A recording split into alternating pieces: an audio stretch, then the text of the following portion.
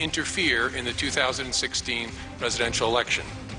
And that includes investigating the nature of any links between individuals associated with the Trump campaign and the Russian government, and whether there was any coordination between the campaign and Russia's efforts.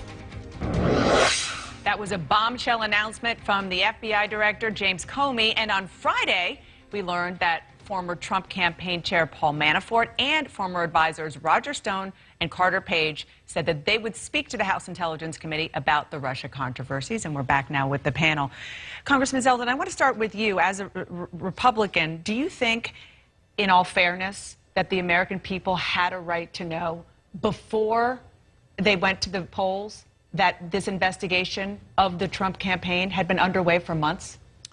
Well, the investigation that was taking place was with regards to there were successful hacks into the Democratic Congressional Campaign Committee, Democratic National Committee, John Podesta's emails, and you know that was the nature. No. The FBI director said explicitly that it was the Trump any possible connection with the Trump campaign in Russia. Right, but I'm just saying the focus of the reason for the investigation, the focus of that investigation was determining those hacks and whether or not, as you're trying to protect the integrity of Election Day itself and not being able to hack into our systems at State Board of Elections, like that was the purpose for what was going on, and that was the focus of it. Incidentally, as you are progressing and you start learning more of the facts, the investigation evolves. Can I help the congressman? Go for it. The answer to the question is yes.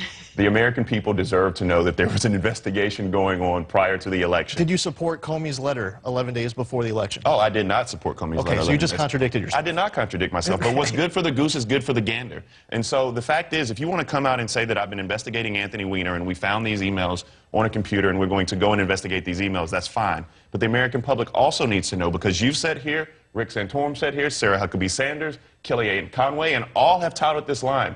You should not vote for someone who's under FBI investigation. Well, what do we find out? That the President of the United States currently is under FBI investigation. Take it for what you want. What was he under investigation for?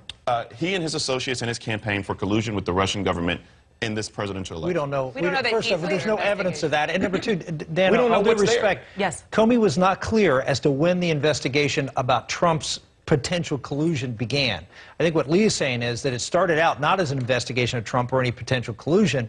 We don't know at what point that investigation turned, and he was not clear about that, and it could have been after the election. I want to ask about something else related to this that happened that was really remarkable on Capitol Hill today.